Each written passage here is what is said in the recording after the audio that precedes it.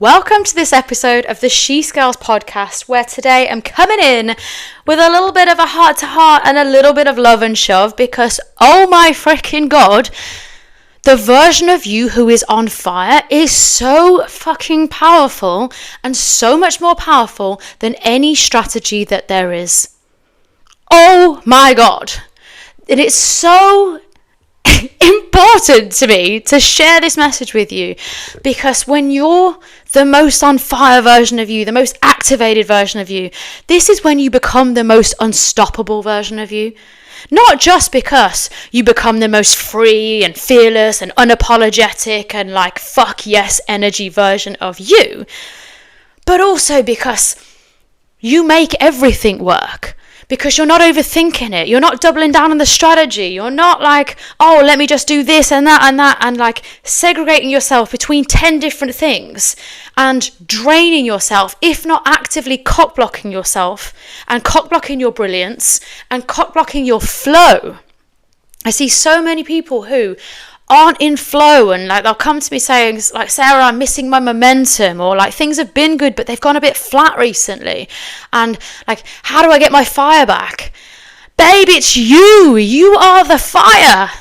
You are the fire. And I wanted to come and share this because I'm recording this live from Malta, where I booked a flight on the Monday evening at about 9:30 p.m. and by 9:30 a.m. the next morning, I was landing in a different country. I made a decision on the evening, had a couple of hours sleep, got my ass to the airport, I'd thrown some stuff in a suitcase, and I was landing in a new country by the next morning. Having done very little research about the country, might I add, I'd more knew what dates I was available for and just picked somewhere and went.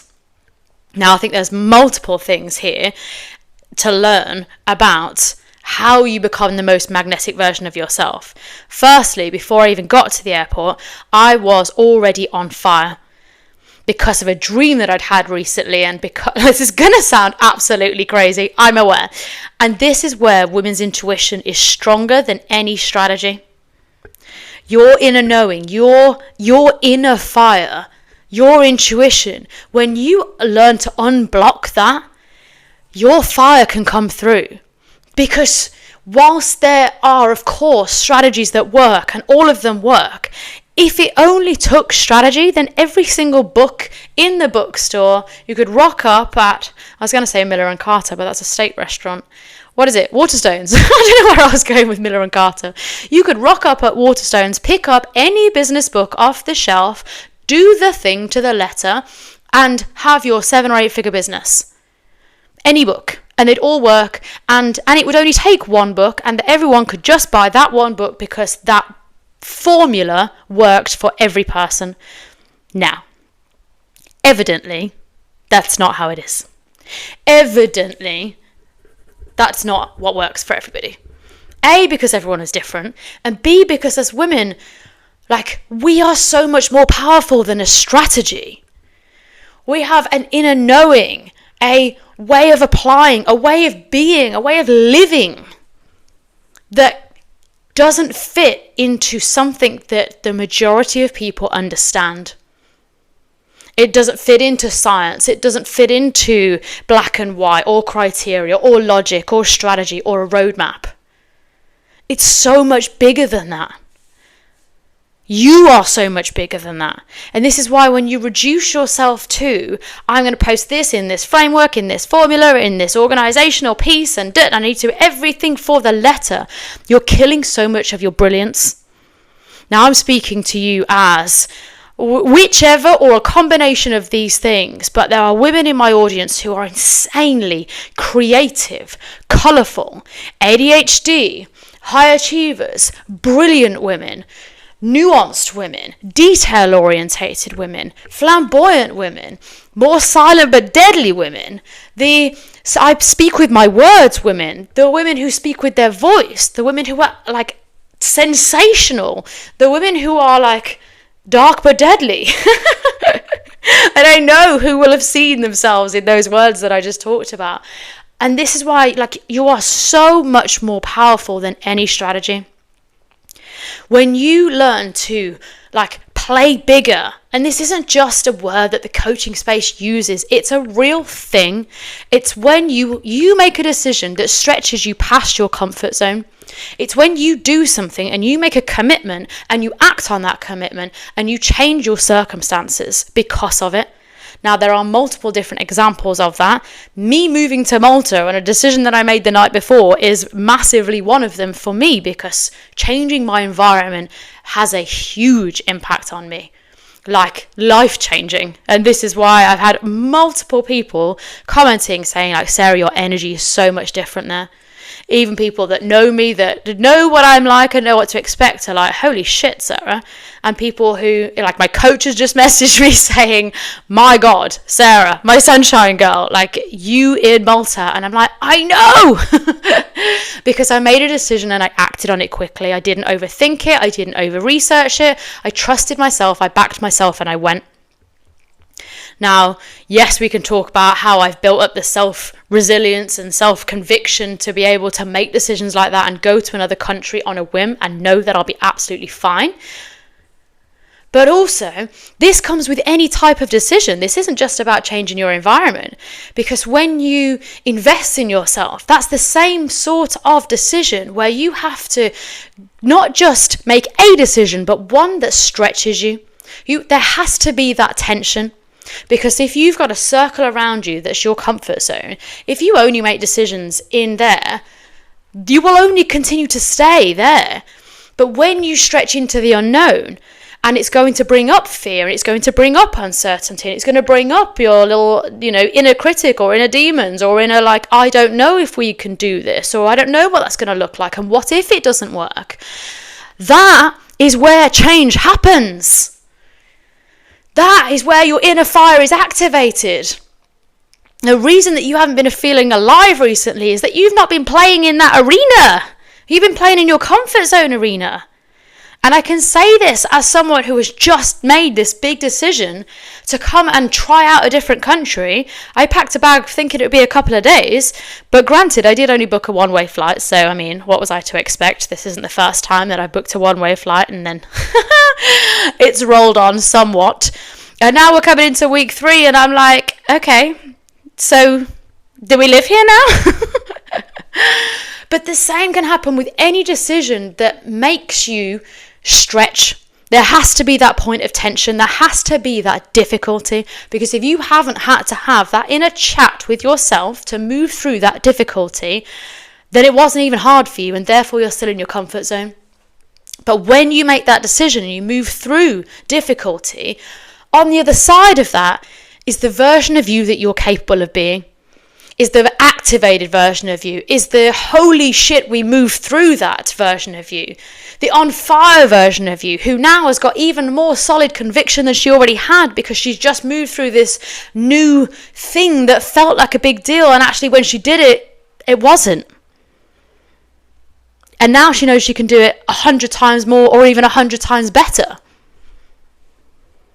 And so I'm speaking to you, if you've been missing your fire recently, and you're like, oh, I feel blocked with content, and I'm not having any creative ideas, and I'm in the run of the mill, and I do the do, and I do the steps, but it's just a bit habitual. I'm not on fire.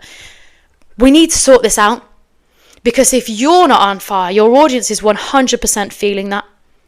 If you're not activated, if you're not feeling magnetic, if you're not inspired, if you don't want to share with that level of oh my freaking God, my offers are brilliant, my services are brilliant, the way that I change people's lives or help people, or however you offer your transformation, if you're not obsessed with that and you don't want to spend all day, every day telling more people, because the more time that you spend doing that, the more people you can help. That level of obsession with the work, then people can feel that you're not even excited about it. I posted this on TikTok yesterday, but I was like, I am obsessed with this work. It doesn't bother me to stay up until God knows what time, from God knows which time zone. And I've stayed up until all crazy hours, and I would, and I do, because I love this work. I've been up until 3:30 for a coaching call. I've woken up at 5:30 to be on a coaching call when I was in Bali and the coach was in LA. I've been on mastermind calls at midnight. I've been on Instagram lives at midnight in the time zone that I was in, because in Europe it was only 5 p.m.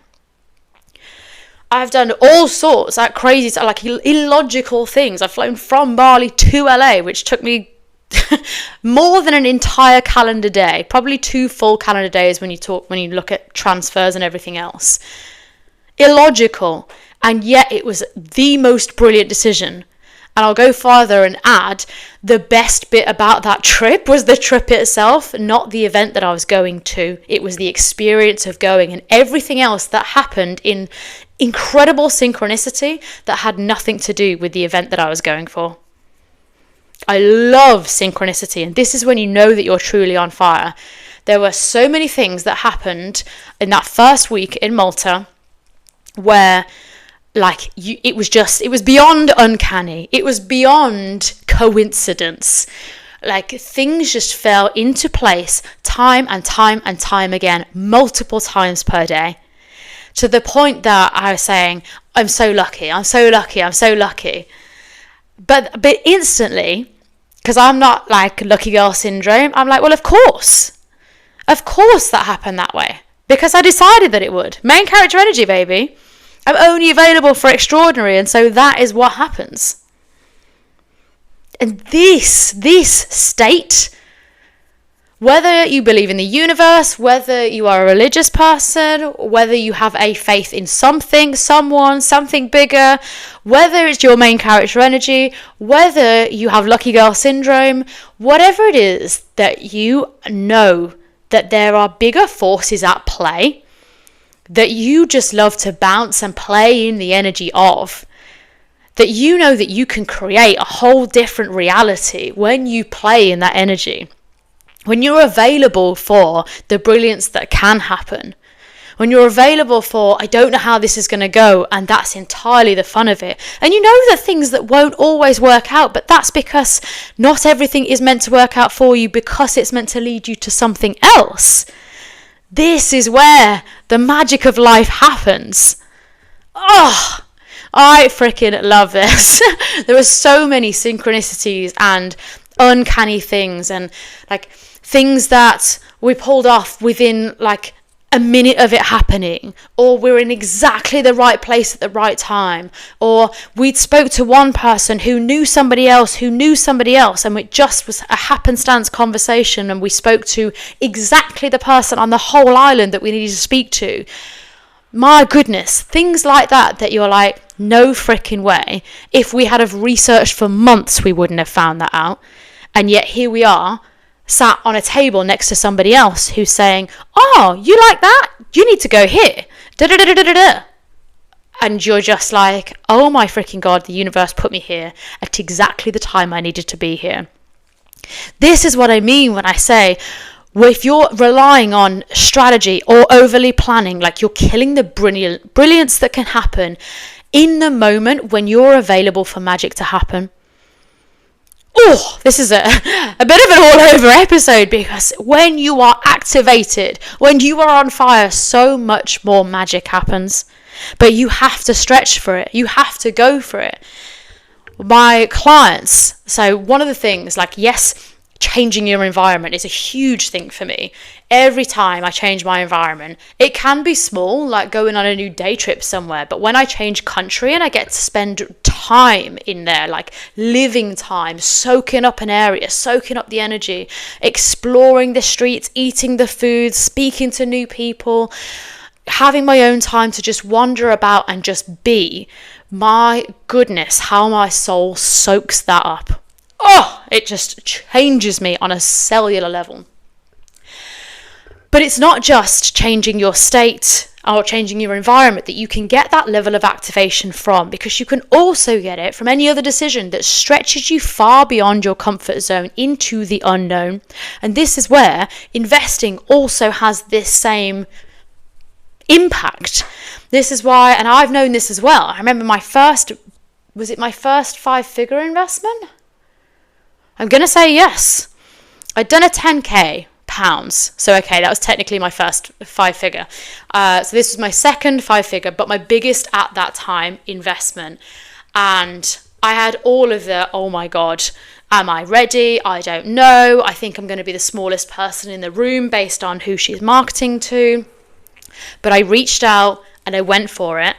And you know, when I joined, which was in a December, I'm going to say 2023, it wasn't actually, it was December 2022, and the mastermind didn't start until the January, and I joined in the early December.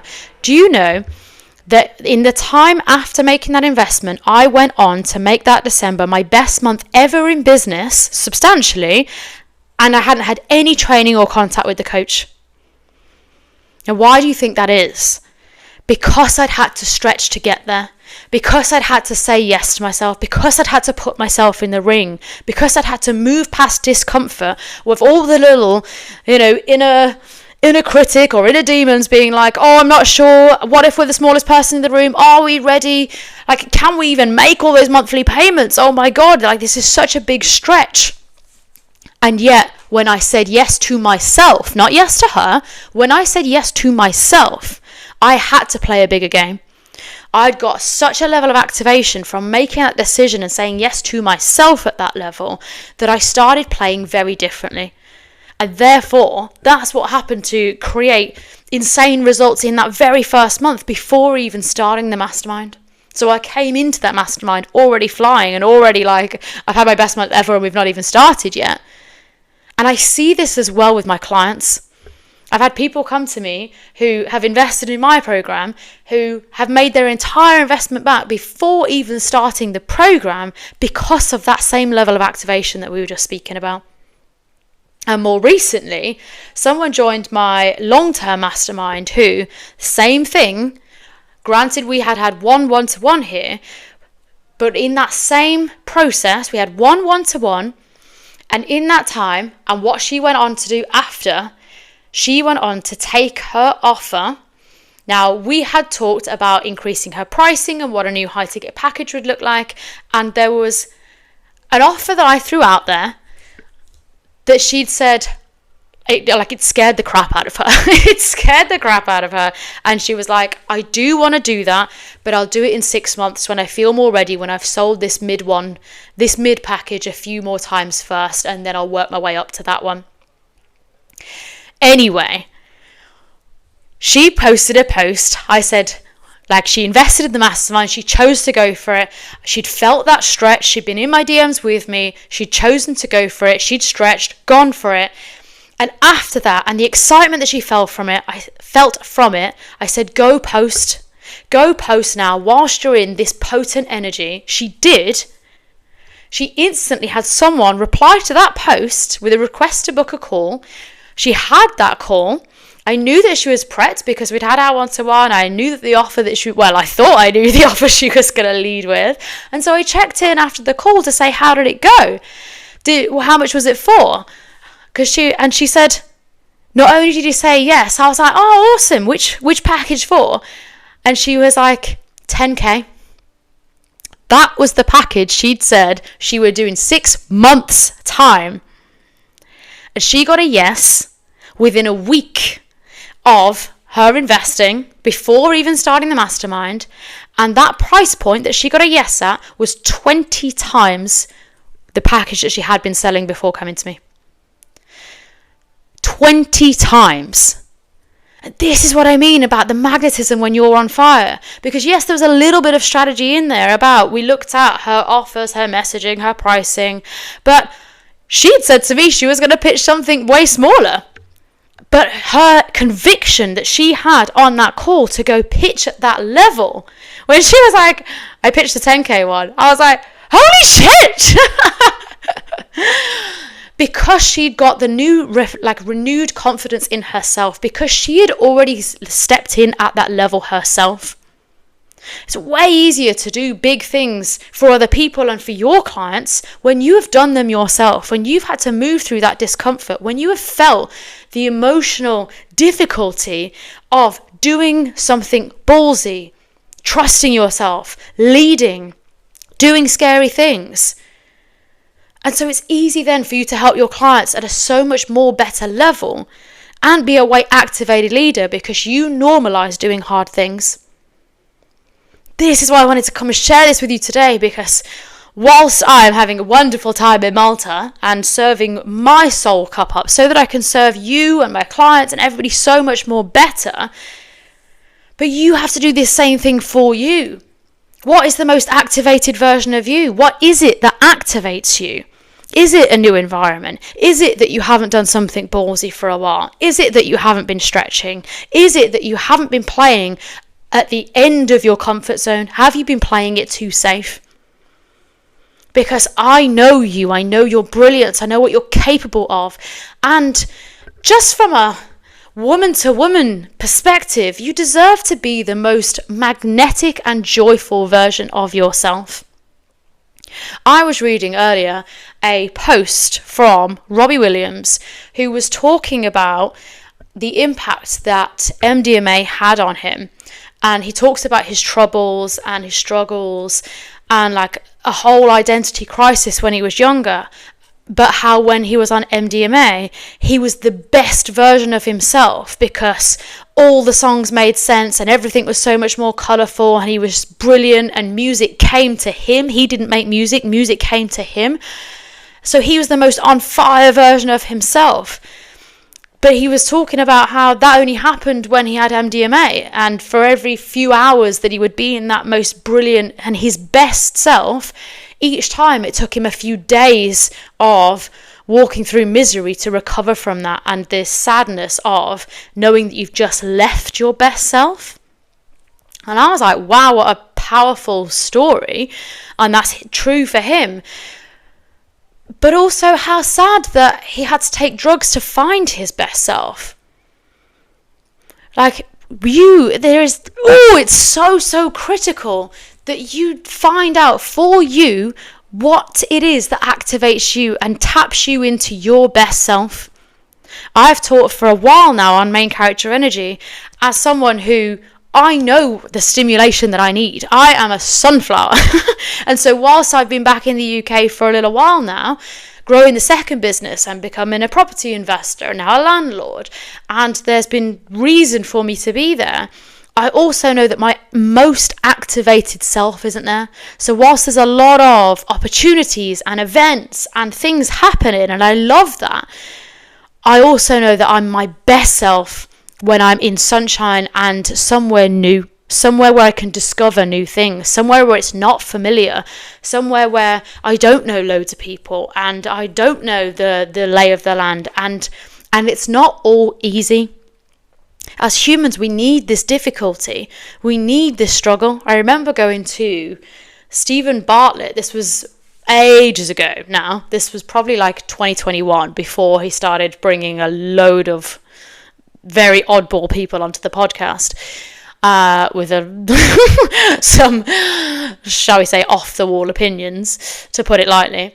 But this was in 2021 and he did a tour, and I went to Manchester to see him live, and he was talking about we need the struggle as humans because that's where our character is built. Like if it was all just easy, if you just went on and it was happily ever after for everything that you tried and you just won and there was never failure or difficulty or struggle, A, that'd be a really boring story. But B, like it wouldn't develop you as a person. You wouldn't become who you need to be because it would just be easy, and therefore it'd be too known, too predictable, and not even exciting for you. The joy of winning and experiencing greatness is because you've experienced the things that you've gone through that were hard. Whether that is things in your business didn't all go the way that you wanted them to, whether that's in life the things didn't all go the way that you wanted them to. But there's so much to be learned from those things, and I'm going to go as far as saying you'll learn far more from the times when it didn't go right than the times that it did. Because you will become so much more of a stronger, better, more well-rounded, more self-aware person from the times that it isn't going right. Because who you are in the storm and how you move through that and who you become because of it is so much more powerful, because you've had to take awareness. You've had to take stock of what's happening and either learn from it, take the lessons from it, learn how to avoid that or how to become stronger because of it. And that doesn't happen when everything is hunky-dory. You're just busy riding the wave and enjoying the momentum and enjoying things when it's easy. So you're not taking stock of what's causing the wave. You're just busy riding it, or enjoying riding it, not even busy, because you're enjoying the momentum, as you should be. Especially for the ones who have tried surfing and know how hard getting up on the board in the first place is. So when you're on the wave, you're not bothered about the mechanics. You're just like, let me just ride this for as long as possible. But when you keep falling over and keep falling over and keep falling over and keep falling over, then you have to pay attention to the mechanics, because you never get to experience the joy of surfing if you don't understand the mechanics of why it's not working and why you can't stand up in the first place. This has been a multi-nuanced podcast recording with 0 notes, but I know that somebody needs to hear this today. And maybe you'll get different things from different parts and message me, because I would love to hear which bit stood out to you or which bit spoke to you, because I know that there's so many of you. Whether you go through seasons, whether you go through plateaus, there's people who you think are killing it and actually they're just really good at masking it. Or there's people who have gone through quieter seasons that are prepping for their big season, and maybe that's intentional and maybe it's not. Maybe they have been waiting for something to click before they know that their big season starts, and they've been prepping for this thing. But my dear, you're waiting for something to click, but the something is you. If you're waiting for something outside of you, something external to you, like a post to pop off, or someone to message you saying, can I join your high ticket offer? Or someone to message you saying, like, I think your work is brilliant. You're waiting for some external validation or some action thing to happen that is outside of you and therefore outside of your control. Whereas when you decide that you are the one that makes it happen, when you own that, when you bring it internally, you're not waiting for something externally to validate you. You are valid by yourself. You validate yourself. You know that you are brilliant with or without what's happening externally. And you trust yourself so deeply that the results will become inevitable because of how you're moving and the self-conviction and the passion and activation that you have. Then all of those things will fall into place. And if anything, it would be natural and logical that the external is behind you, because you're moving at such speed and with such momentum and such fire that you're always going to be ahead. There's always going to be a time where the external has to catch up with you because you're moving so fast. And so, yeah, it's going to take a while for either your revenue to catch up with where you're going, or your audience growth to catch up with where you're going, or people to clock on to the state that you're moving with, or people to be joining your community at the speed that you think, or people to be hearing about you, or you getting booked for bigger opportunities or media. And these things that you know are coming your way, and you might be getting frustrated saying, like, why isn't it happening yet? But when you move with such intention, such a locked-in identity, you move with such inevitability because you know that those things are coming and they're always going to be catching up with you because of the speed that your whirlwind moves at. I love that I just brought a world word into there. This is the thing. The fact that my mother calls me a tornado. When your tornado is moving so powerfully, of course it's going to take a while for the reality to catch up with your vision. And that's always going to be the case because your vision is so big and you're moving so fast that there's always going to be that delay between where you're going, where you see yourself and what's currently happening in your present, and the external. The things, the likes, the engagement, the clients, the revenue, the impact, the offers. There's going to always be a lag because of how you're moving when you're on fire. But if you're waiting for those things to validate you before you become on fire, then you are behind reality. You're waiting for something to be the thing that moves you forward rather than becoming the thing that moves you forward. It's cause and effect. You're waiting for results to happen before you become brilliant. But it's your brilliance that makes the results happen. So you have to be locked in on your brilliance and protect it like it's freaking Pandora's box. Your brilliance, your magnetism, your main character energy, your genius, the thing that only you are known for, that is more expensive than any offer, thing, time, anything that you have. And so you have to protect it and honour it and grow it and water it daily. It's not a one and done thing. If you only did it last week or last month or last season, that's not enough, because that's not what you need now. And so whilst you can go through big changes every now and again, imagine if you were to just water that like a flower daily, how much more brilliant you can become over time when you are the most magnetic version of yourself. Not just because you water your Pandora's box. There's multiple metaphors going on here, but anyway, you catch the point. Get the point. My friends always say to me, Sarah, you just joined together two phrases that don't go together, and I'm like, yeah, but you know what I mean. So water your box. Oh my goodness. Lol. Water your seeds, or is it plant the seeds, water your flower, look after your Pandora's box. And do that regularly. As well as, if you're listening to this and you're like, do you know what, I haven't made a decision truly that has stretched me. Not one that I've had to move through like big discomfort, that I've had to sit with myself and be like, can I do this? Like, it's going to be scary. Whether it's can I afford this? Can I become this person? What if I'm the smallest person in the room? What if it doesn't work? What if I get in there and freak out? What if I fly to another country and I don't like it? What if? There will always be what ifs. But you have to trust yourself enough to go for the thing, regardless of the what ifs. There's always going to be what ifs. Your inner critic, your inner little demons, little monkeys, little chimps. If you know the chimp paradox, your chimp is coming with you, regardless. But are you going to give it the megaphone, or are you going to say, thank you, but you're not the one driving this car. You're in the passenger seat. In fact, you're in the back seat. I know that you're coming with me on the journey, but you are not in the driver's seat. I am. And that little metaphor is from the Queen, Elizabeth Gilbert, Queen Liz. Elizabeth Gilbert from Big Magic. Is it the art of creative living, or living bravely, or something like that? The art of creative. Anyway, it's called Big Magic. Elizabeth Gilbert. I freaking love that book.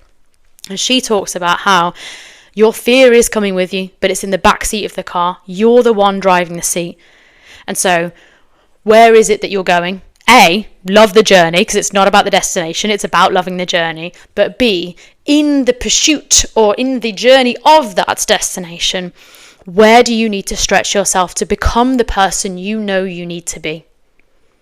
Because the version of you who isn't activated, isn't on fire, and isn't obsessed with her life right now is not the one that's going to go and create brilliance. She might create good.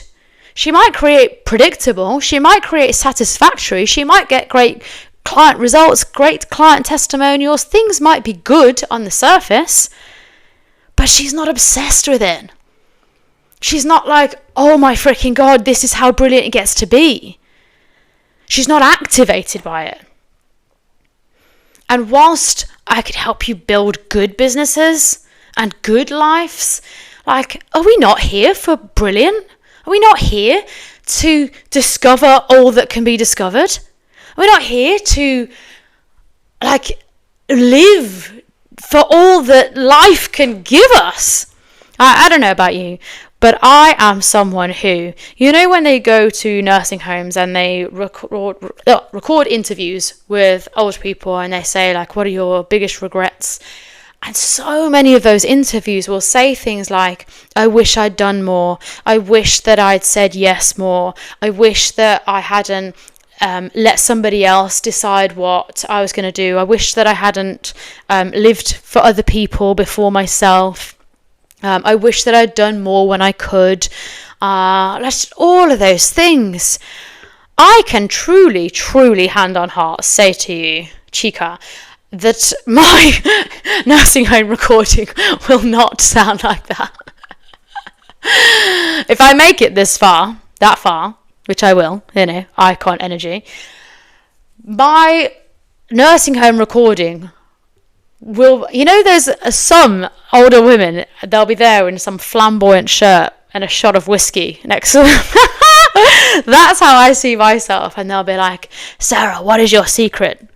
And I'll be like, a whiskey a day, motorcycle driving, saying fuck yes and being unapologetic about it and living your best life daily. Might be something even more incredible than that. But I can say hand on heart, Chica, to you who's listening to this, that if my time came tomorrow, and I hope that it's not, but if it came tomorrow, I can say that I've lived so fully that I have absolutely zero regrets. And this is what I want for you. To live a life that excites you so much that you are the most activated version of you to come back to, not even for your business or for your clients, but for you. I'm so freaking excited for you listening to this episode. If this has struck a chord with you, if you're like, fuck, I haven't been stretching, I haven't been watering my box, I feel like I'm not going to be the flamboyant woman doing a whiskey a day by the end of her life. I feel like I've got more to give, not just for my business or my clients, but for myself. Drop me a message on Insta if this resonated with you. I'm going to be hosting You on Fire later on this week, a 3-day immersion. But it's not even about that. Like, yes, come on board with that because it's going to be absolutely freaking incredible. But do this for you. Take the steps that were inside this recording. Go implement them. Go stretch. Do something that makes you uncomfortable. Get inside rooms that not just you have to stretch to get inside, but the conversation, who you have to become as a result, excites you and expands you to a level that you didn't even know possible. To a level where insane results become inevitable because of how you had to play to become and get in that room in the first place. Sending you so much love, and I'll see you inside the next episode.